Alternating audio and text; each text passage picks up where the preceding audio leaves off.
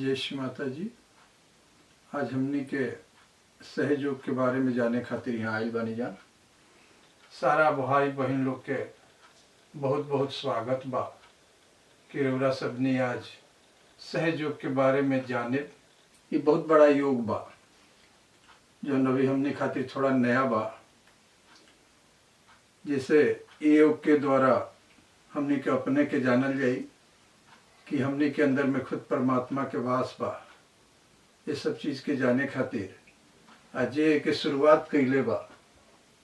पहले वहाँ के बारे में हम कुछ बताएब अपने सबके सामने। जो तस्वीर हमने के देखा था नहीं जान, ईश्वर माता जी हमने के कहे नहीं जान जे योगी जन बानी जान। यहाँ के पूरा नाम निर्मला देवी है। यहाँ के जन्म 1923 21 मार्च के छिंदवाड़ा मध्य प्रदेश में भइल बा। शादी के बाद सहयोग के स्थापना कैनी, सहयोग के शुरुआत कैनी। जैसे हर मनुष्य के अंदर ओकर अपने शक्ति के मालूम है कि हमनियों के अंदर में कोनो ऐसा शक्ति बा जोने के अगर जगा दहल जाए तो भगवान से हमने के मिलन बड़ा आसान हो जाए। सब योग में, सब पूजा पाठ में ये बतावल जाला कि भगवान बाणे, भगवान के मानत नहीं जान, लेकिन ओके महसूस कोनो पंथ ना करावेला। सहयोग के माध्यम से श्री माता जी हमने के वो चीज़ के महसूस करावनी आई बहुत आसान बा। सबके हो जाई महसूस। अगर जितरे बतावल जाता वो तरह अगर हमने के करे जान तो हम सब के अंदर जो भगवान के शक्ति बा वो मालूम हो जाए कि सिमाही सहयोग के जननी बानी, जन्मदाता बानी। और यह की वजह से ये चीज़ हमने के अंदर में जागृत होके मिली। हमने के सहयोग के बारे में जानल जाए कि कैले से का फायदा बा। सहयोग अगर हमने के करता नहीं तो सबसे बड़ा फायदा बा कि हमने के स्वस्थ रहल जाई और भगवान के एहसास हमने के को पावल जाई। ओकरा खातिर हमने के कोनो मंदिर, मस्जिद, गुरुद्वारा में जाए की जरूरत ना पड़ी। एकरा खातिर हमने के कुछ चीज़ पर काम कल जाई, जानल जाई कि जैसे हम जानता नहीं कि सहज योग नाम बा एकर। तो सहज के दूगो मतलब होला कि अगर एक हमने के संधि विच्छेद कल जाए अलग अलग तो सह मने साथ अज से जन्मल, अर्थात हमने के जन्म से ही इस शक्ति बा, भगवान के वो शक्ति बा जो नहीं कहीं से और ले के गरज ना पड़ेला। हमने के जब अपने महतारी के पेट में रहे नहीं जान तब ही परमात्मा के शक्ति हमने के अंदर आ जाला। जब 2.5 माह के बच्चा होला तो वही समय परमात्मा के शक्ति हमने के अपने माई के गर्भ में जब रहे नहीं जान तब भी आवेला। हमने के तालु से होते हुए हमने के आत्मा के रूप में आ जाला, जिससे कि हमने के अंदर में जीव पड़ जाला। तब हमने के माई लोग जानता है कि अच्छा ढंग से कि कहे लालो कि 2.5 महीना के गर्भ हो गई बा में अब जान आ गई बा। तो वह जान जौन है वह भगवान के वो अंश है जौन हमनी के अंदर जीव बन के आवेला। और फिर धीरे धीरे हमनी के पूरा आदमी के मानव के संरचना करेला और हर गुण से हमें संपन्न करेला। तो हमनी के अंदर जौन मुख्य रूप से जौन चक्र बा वो स्थान के बारे में जानल जरूरी बा कि कौन कौन सी के निर्माण हमने के अंदर में होला जब भी परमात्मा की शक्ति हमने के अंदर में आवेला। तो देखे जाने खातिर हमने के फोटो पर जानल जाई कि के तरह निर्माण होला।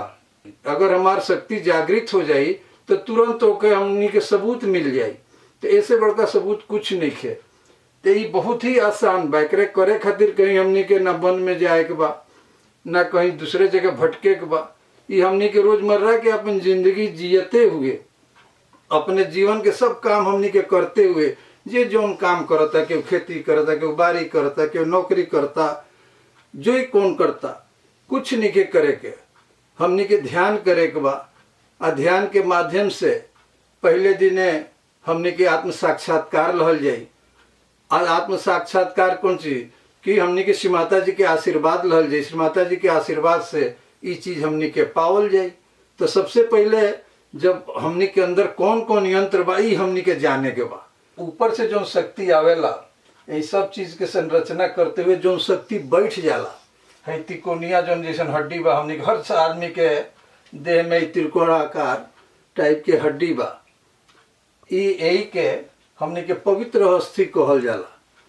जब आदमी मर जाला तो कहल जाला कि वो अस्थि ना जरेला, और वो अस्थि ना जरेला तो कहल जाला कि नदी में डाल दो, ये अस्थि ना जलेला। तो यह वो पवित्र अस्थि है। यही में आके वो शक्ति बैठ जाला, जो ने के योग के भाषा में कहल जाला कि कुंडलनी है, परमात्मा के शक्ति है।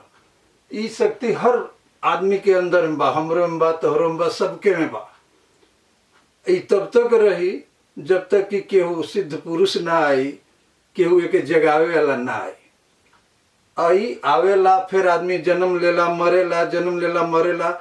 हर जन्म के हिसाब किताब हमनी के यही में रहेला। जैसे टेप रिकॉर्डर में कोनो चीज हमनी के टेप कर धनी जा, तो यहू जन्म के रहेला, वहू जन्म के रहेला। कहीं कहीं गांव में हमनी के सुने नहीं जान कि फलनवा गांव के लइका बा, ओकरा तो अपन पिछला जन्म के सब बात याद बा। तो कैसे बा? इहे ओकर जन कुंडलनी शक्ति बोले नहीं जान, ये कुंडलनी शक्ति में ओकर जो चीज पिछला जन्म के भी यादाश्त बा, वो आ जाला। हर जन्म में जब हमने के मनुष्य रूप में आए जा, तो हमने के अंदर में जोन भी क्रियाकलाप करता नहीं जान, आज हम ये बताओ तनी सहयोग, इहो हमरे कुंडलनी शक्ति में आज ये सुनो तो ओकरे कुंडलनी में जमा होता। ओकरा याद पर जाए 10 साल बाद हो कि हाँ 3 जनवरी के सहयोग के द्वारा आत्म साक्षात्कार के कार्रवाई भइल है, हम वो के सुनले रहनी, देखले रहनी। तो ये आके सूत जाला, में त्रिकोणाकार जो अस्थि बा, में सूत जाला। तो श्री माता जी ये कहनी कि जौन हमनी के शक्ति बा, जौन शक्ति सूत गईल बा, उहे शक्ति के वहाँ के जगौनी। आए के जगाव में सिर्फ और सिर्फ श्री माता जी के ही हाथ बा। यहाँ के जब हमनी के ध्यान करल जाइए, जौन पद्धति वहाँ के बतौले बानी, जैसे कल जाई तो इसी शक्ति जागृत हो जाई। पहले ऊपर से नीचे आयल बा, और नीचे से ऊपर जब हमनी के सहयोग कल जाई, सहयोग के माध्यम से काम कल जाई, तो नीचे से ऊपर ही शक्ति जाई। और फिर ही हमनी के तालू भाग हुए कि जैसे छोट लड़का जब रहेला, अब मुड़ी के बीच में जब छोट बच्चा 5-6 महीना निकला तो फत फत फत फत फुदकत करला, हमनी के ठीक मुड़ी के बीच में उहे तालू हो। सभे माता बहन सभे जानता, हमनियों के देखे नहीं जान कि छोट बच्चा रहेला तो ओकर सर में दो ओकर सांस चलेला तो फुदकल करेला, ओई से निकल के ई शक्ति हमनी के परमात्मा भगवान बाणे, तो ओकर शक्ति हर जगह फैलल बा। कोनो ही जरूरी नहीं है कि मंदिर में जाए तबे भगवान के शक्ति मिली, मस्जिद में जाए तबे अल्लाह के शक्ति मिली, गुरुद्वारा में जाए तबे हमरा शक्ति मिली। अगर भगवान बा, परमात्मा बा, तो ओकर शक्ति चारों ओर फैलल बा। तो हमार शक्ति और परमात्मा के शक्ति जो पूरा ही जन जन में बिखरल बा, वो परमात्मा के शक्ति से जब जाके एक दूसरे से मिली, तब वह योग हुई। योग माने का होला? एक धन एक कली तो ओकर योग हो जाए 2। तो यहाँ भी वह योग बा। हमने के अंदर जो शक्ति बा, जो माई के गर्भ से लेके आई नहीं जान, तौन शक्ति, उ जब शक्ति हमने के निकली, हमरे ब्रह्मानंद कहल जाला, माने हमरे तालू से जब निकली, जब श्री माता जी के आशीर्वाद हमने के पा जाई, तो तालू से निकली और परमात्मा के शक्ति से जाके मिली, तो ये घटना घटी। अब घटी तो का हुई? तो घटी तो ये हुई कि हमने के अंदर, हमने के तालू पे, हमने के हाथ के हथेली पे ठंडा ठंडा सा अनुभूति आई। जब कहें कि जब 2 चीज मिली तो ओकर रिजल्ट तो आई, ओकर का निर्णय भइल ओकर, तो ये कैसे महसूस हुई? तो हमने के हाथ पे हथेली पे महसूस हुई, दोनों हाथ के हथेली पे।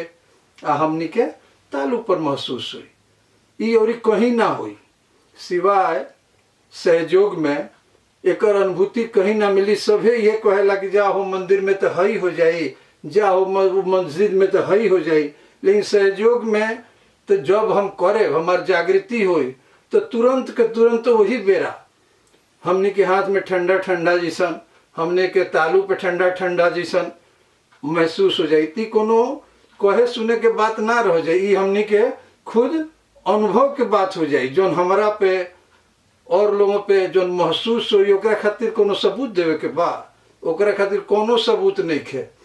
कैसे जानल जाई कि भगवान मिल गई? भगवान से हमने के एकाकारिता हो गई, भगवान के शक्ति हमने के शक्ति एक दूसरे से मिल गई। एकर एहसास हमने के और केहू से पूछले के गरज नहीं खे। एकर एहसास हमने के अपने आप हो जाला। जब भगवान से हमने के शक्ति मिली तो हमने के तालू पे ठंडा ठंडा सा हवा जैसा महसूस हुई, हमने के दोनों हाथ के हथेली पे ठंडा ठंडा से महसूस हुई। तैसे हमने के जान जाए कि हमने के जो अंदर के शक्ति बा, हमने के अंदर के जो जीवात्मा बा, जीव बा, वो परमात्मा से भगवान से जाके मिल गई और वही के आशीर्वाद के रूप में हमने के मिल गई। ये बहुत बड़ा दिन बा हमने के माई के। आई जब आई तो यहाँ एगो चक्र बनौलो जोने के नाम हो मूलाधार। ये चक्र पे हमने के गणेश जी रहनी, ऐसे ऊपर जाइल जाई तो है देखें पियर रंग के बा। ये चक्र के हमने के स्वाधिष्ठान कहनी जा। ये चक्र के चलावे खातिर ब्रह्मा जी अपने शक्ति सरस्वती के साथ बानी। ओकरा से ऊपर आवल जाई तो है बीच में जौन बा ये के हमने के कहल जाला कि यह नाभि चक्र। ये चक्र के चलावे खातिर नारायण जी अपने शक्ति लक्ष्मी जी के साथ बानी। अगरे चारों ओर जौन है वृत्त बाटे, ये हमने के भवसागर है पेट। ई में हमने के 10 गुरु रहेला लोग, और सारा लोग के जितना भी पूजा पाठ बंड करेला ये सब आके ज्यादा से ज्यादा यहाँ तक ले आला। ये भवसागर में फंस जाला लोग। केहू मोह में फंस जाला, केहू लालच में फंस जाला, केहू में क्रोध में फंस जाला। काम क्रोध लोभ मोह मत ई जौन बाटे 6 गो जौन आदमी के दुश्मन है, यही में उलझ के रह जाला लोग। फिर कुछ लोग ऊपर बढ़ेला तो यहाँ जौन है ललका लौकता, एक हमनी के हृदय कहल जाला। बाएं तरफ है जौन लौकता, ये हमनी के बाएं तरफ आत्मा के निवास होला। फिर ओकरे ऊपर बढ़ते नियंत्रण जौन हरिहर रंग के लौकता हमनी के गला पे, ये हमनी के विशुद्धि चक्र कहल जाला। विशुद्धि चक्र पे कृष्ण जी अपने शक्ति राधा के साथ बानी। ओकरा से ऊपर उठता नहीं जहाँ दोनों है कटल बा, हन्ने के लाइन हन्ने के नाड़ी, ये कटल बा, दोनों कटल बा। एजा में जीसस क्राइस्ट कहल जाला। और सब ऐसे ऊपर उठल जाला, तब यहाँ पर जो चारों तरफ से कई रंग बिरंगा दिखाता, एक सहस्रार कहल जाला। ये स्थान हमने के माई के है श्री माता जी के। आई के कई गो गुण बा। एगो जैसे है ने ब्लू रंग के नाड़ी बा, ई नाड़ी के हमने के बाई नाड़ी कहल जाला। ईड़ा नाड़ी योग के भाषा में कहल जाला। बाई नाड़ी के चलावे वाला जोन बा तो काली जी के शक्ति बा। वही तरह पीला वाला जो नाड़ी बा, एक के चलावे वाला जो शक्ति है वो सरस्वती जी के शक्ति है। और ठीक है, बीच में एगो नाड़ी बा जोन के सुषुम्ना नाड़ी कहल जाला, एक महालक्ष्मी के शक्ति के चलावल जाला। तो मुख्य चीज यह बा जो हमने के शरीर में बा, बाई तरफ के नाड़ी, दाई तरफ के नाड़ी और बीच के नाड़ी। अब देखने के बाद हमने के बाद कि केहू कहला कि बाएं तरफ से शक्ति निकली तो ऊपर जाई, केहू कहला दाएं तरफ से जाई। लेकिन हमने की जाने के बाद बुझे के बाद कि जोन हमने के शक्ति बा है यहाँ जमा, इस शक्ति हमने के बीच वाले लाइन पर बात है, सुषुम्ना पर बा। तो जब हमने के बाएं से और दाएं से हट के बीच पे आवल जाई, जब बे थोड़े देर के लिए ही हमने के बाएं दाएं मतलब कि हमने के अपने भूतकाल में जो घटना हमने के संगे घट गई बा, उसे थोड़ा देर के लिए निकल के दाया भाग मने हमने के भविष्य के चिंता का हुई हमने के काल। तो जब थोड़े देर के लिए हम भविष्य के चिंता से हट के थोड़े देर के लिए हम अपने जन बीत गई बा भूत के चिंता से हट के जो समय हमारे संगे गुजरत अर्थात वर्तमान में जैसे हमने के आए जाए, तैसे हमने की शक्ति खट से श्री माता जी की कृपा से उठ जाई। सारे चक्र के भेदन करते हुए ब्रह्मानंद के भेदन कर दी और वह शक्ति निकल के परमात्मा के पूरा फैलल बा जौन शक्ति कण कण में वास बा परमात्मा की शक्ति, उसे जाके योग के घटना घटित कर ली। और जैसे दोनों के योग हुई तो होकर प्रचिति अर्थात अनुभूति हुई, वो हमने के हाथ पर हमने के तालु पर हो जाए। सब काम तब्बे हुई जब श्री माता जी के इच्छा हुई।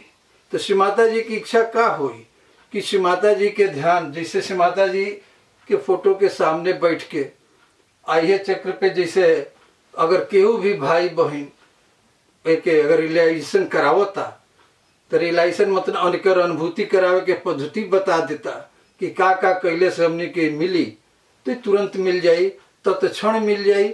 जैसे हम अपने वर्तमान में आ जाए, जो घटना एक बड़ा घटी वह जाके हमने के योग कर दी। यही से सहयोग के कहल जाला कि सहयोग बा वो महायोग बा। एमे कोनो सबूत के जरूरत केहू से लेवे के ना पड़ेला, एमे कोनो केहू से विश्वास के जरूरत ना पड़ेला। एमे हमनिए के शरीर पर, हमनिए के हाथ पे, हमनिए के तालु पे घटना घटेला। यही से एक महायोग कहल जाला।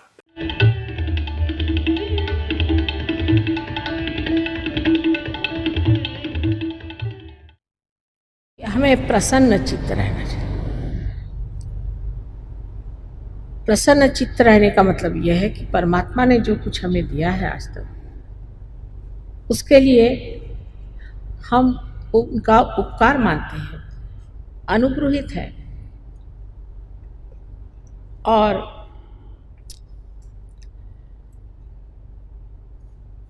उनके आभार मानते हैं। और जो लोग प्रसन्न चित्त नहीं है, जो रोते रहते हैं, वो रोते ही रहेंगे। जब हम परमात्मा के दरबार में जाने वाले हैं तब और भी प्रसन्न चित्त होना चाहिए।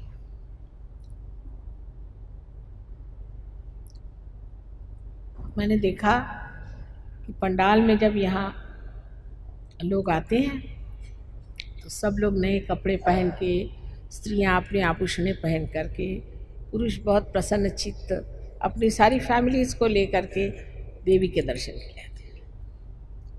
आज आप अपने दर्शन के लिए जा रहे हैं और सच्चे दर्शन के लिए जा रहे हैं, इसलिए बहुत प्रसन्न चित्त होना चाहिए, क्योंकि आप जो स्वयं एक आत्मा है, अत्यंत सुंदर चीज है, अत्यंत आनंददायी सत्य की साक्षात मूर्ति है।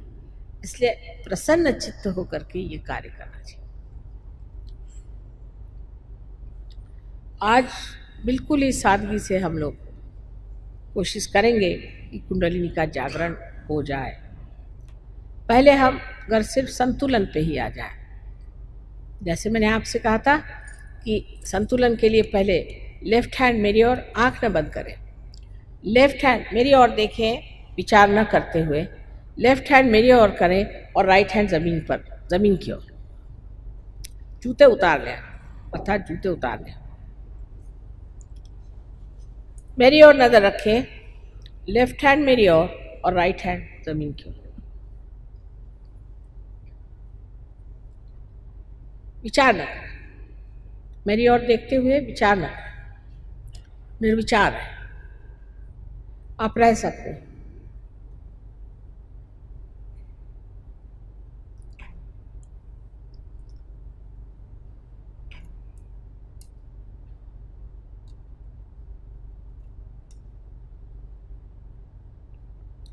दोनों पांव अलग अलग रखें जमीन पर, पूरी तरह से तलवे उसके जमीन पर होने चाहिए, और सीधे बैठ करके लेफ्ट हैंड मेरी और राइट हैंड इस तरह से, आंख न बंद करें, निर्विचार में रहें।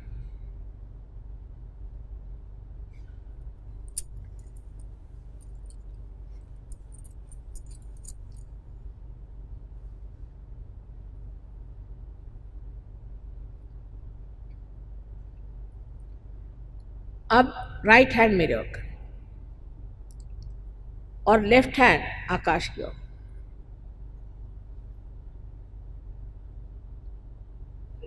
बहुत ऊंचा नहीं, इतना बस, ज़्यादा नहीं, इससे तकलीफ ना हो, ऐसे आराम से आराम से।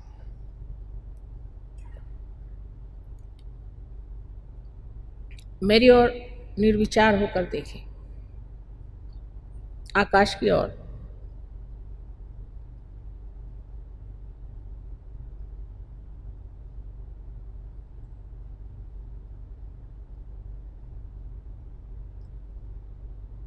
और फिर से लेफ्ट हैंड मेरी ओर करें और राइट हैंड जमीन की ओर, इस भारत माता की ओर, इस पृथ्वी माता की ओर,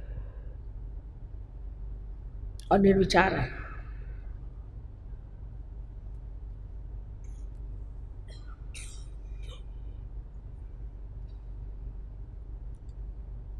फिर से आप राइट हैंड मेरे ओर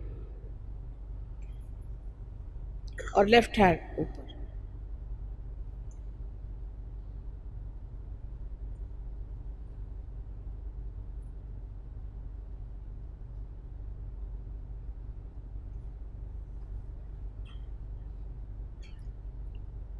अब आंख बंद करके और लेफ्ट हैंड मेरी ओर और राइट हैंड सर पे रखें।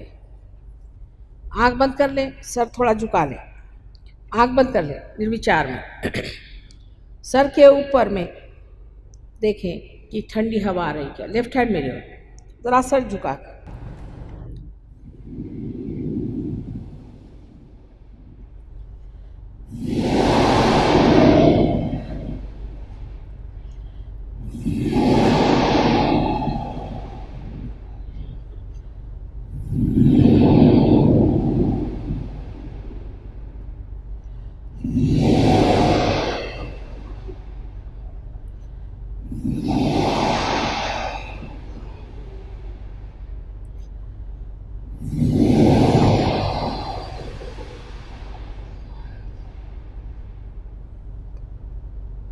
अब आप अपना राइट हैंड मेरे ओर और लेफ्ट हैंड सर पे रख के, सर झुका के नम्रतापूर्वक देखें, तालु के मध्य में यहाँ पर ब्रह्मरंध्र से ठंडी हवा आ रही है।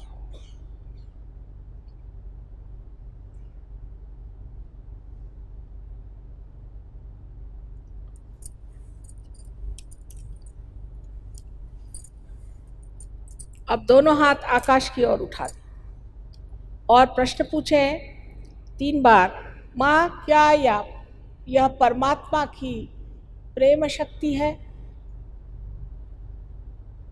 प्रश्न पूछें 3 बार, माँ क्या यही ब्रह्म शक्ति है जो चराचर में समाई हुई है? प्रश्न 3 बार पूछें।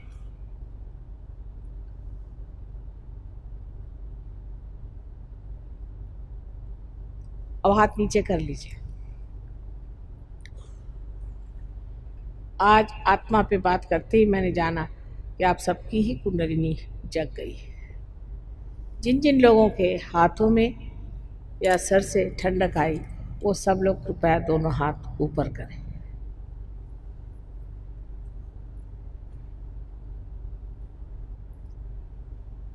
अधिकतर लोगों को कितने जल्दी से कुंडलिनी का साक्षात हुआ कि ये सामूहिक चेतना का कार्य है। अब जंगलों में बैठने का या कहीं एक जगह बैठने का कार्य नहीं, ये सामूहिक चेतना का कार्य है। मैं बार बार आपको कहती हूँ और फिर से विनती करके कहती हूँ कि इस बार न चूकिएगा। सेंटर में जाइए, थोड़े दिन में आप जान जाइएगा कि क्या मज़ा और क्या चीज़। आपको किसी चीज़ की अभी मनाही नहीं, लेकिन आप स्वयं ही इस चीज़ को छोड़ देंगे जो चीज़ आपके लिए गलत है। कल समझ लीजिए मेरे इस पर अगर कोई दाग लगा है और आप कहें मैं ना देख पाऊँ तो मैं आपसे नाराज़ हो सकती हूँ, पर अगर मैं देख सकती हूँ तो मैं चाहूँगी कि इसे धो डालूँ। अगर आपने हाथ में सांप पकड़ा है और अंधेरे में आप खड़े हैं, कोई कहे सांप है तुम्हारे हाथ में, कहे नहीं नहीं सांप नहीं, रस्सी। लेकिन जब लाइट आएगी तो आप अपने आप छोड़ दीजिएगा। सिर्फ काम यह है कि आपको लाइट के नीचे ला के खड़ा कर देना, आप अपने आप ही सारा प्रश्न सॉल्व कर सहयोग में। और जो पहले प्रणालियाँ हो गए, बड़ा भारी अंतर है, क्योंकि ये माँ का सहयोग है। हमने ये सोचा कि हर एक चक्र को साफ करो, हर एक चक्र पे मेहनत करो, इसमें बड़ा समय जाएगा। इतनी ज़िंदगी कश्मकश की और दुख से भरी हुई है, बेहतर है कुंडलिनी को जागरण दे दो। हल्की सी धुंधली सी भी अगर रोशनी आ जाए तो उस रोशनी में मनुष्य देख पाएगा कि उसके अंदर क्या दोष है, वही स्वयं का गुरु होकर के सब चीज़ स्वच्छ कर दे। और इसी विश्वास पे सहयोग शुरू किया और कामयाब हो गया है। आज हजारों लोग सहयोग में आकर बैठ गए और बहुत बड़े सहयोगी हो गए। उन सबको याद करके और आप सबको वंदना करके मैं यही आशीर्वाद देती हूँ कि आप अपनी शुद्ध इच्छा को जागरूक रखें, परमात्मा आप सबको सुबुद्धि दे।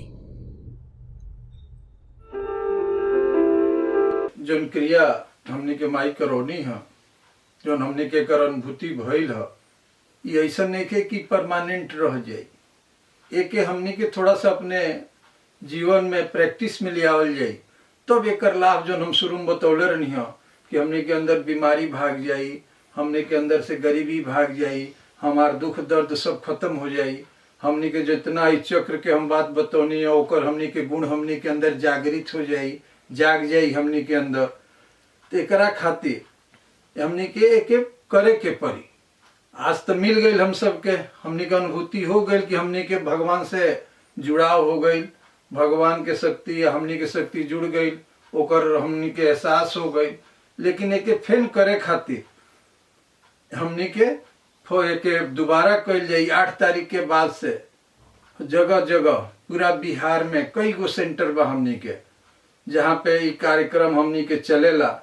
ये कार्यक्रम के चलौले में यहाँ गईले में कोनो रुपया पैसा के खर्चा नहीं खे, कुछ नहीं खे। अगर भगवान से मिले के बा तो भगवान हमने से पैसा थोड़ो मांगिए कि हमके पैसा दे तबे हम भेंट करे।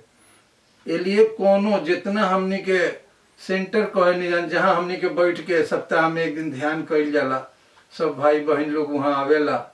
6 दिन हमने के अपने घर में सुबह के 5 मिनट, शाम के 5 मिनट, सुबह 4 से 6 बजे के बीच में, रात के सूते के पहले 6 बजे से लेके 10 बजे के बीच में, जब भी मौका मिले माता लोग बा तो जब लोग काम घर से खत्म हो जाए 10 मिनट 15 मिनट निकाल के टाइम बैठ जाए, सवेरे बैठ जाए। तो ये करे परी 6 दिन या 7वां दिन वह हमने के केंद्र बा, हर शहर में बा, बिहार के हर शहर में करीब करीब बा। जहाँ नहीं खे ओहू जगह हमार कोई गो भाई बहन लोग बा जे सहयोग करेला उ बता दी। तो ये हमने के करे के पड़ी।